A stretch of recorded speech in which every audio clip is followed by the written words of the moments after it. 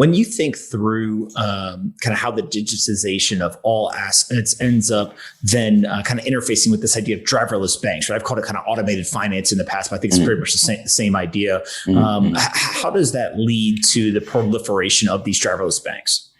Okay, so again, let's go do the comparison. Like, who does banking services in the old world? Banks. What banking services do? They do borrowing, lending, hypothecation, derivatives, cross-chain operability, like Fedwire talks to Swift, custody, and trading, right? Those are what they do. Think about, again, this crazy growth that we've seen in the last 9 months, right? Maker, Sushi, Uni, Yearn,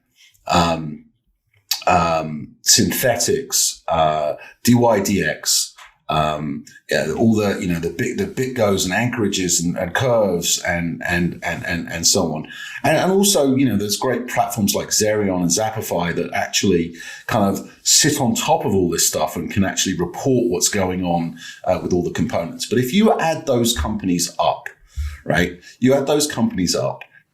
and they do what banks do, and I think they do it extremely well. And if you can imagine. It's widely reported yesterday. For example, Coinbase's stock now trading at 77 billion in the private markets.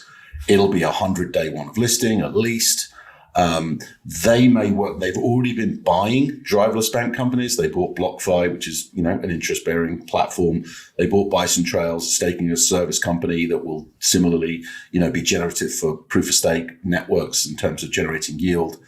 I don't know how they go about getting involved with these other companies. They could buy governance tokens, they could buy equity, they could start stuff themselves, obviously. But if you take those names that I just mentioned, the driverless banking service companies, if you like, and you looked at all of their network value, I can't speak to their equity capitalization, but their network value right now, take a half a dozen of them, you're probably going to get to $15 billion. Add in, 85 from Coinbase, $100 billion.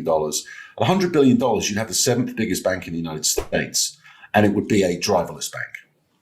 All of those things could happen essentially in your Coinbase wallet, probably, and they wouldn't be, a centralized bank. It would be, you want to borrow, you're borrowing from BlockFi, you want to stake, you're doing it with Bison Trails, you want to, do something else, maybe you do it with Compound Finance, or you want to trade, you do it with Uniswap. Who knows? But that's there, and you could see that within a year, which is a stunning thought, really.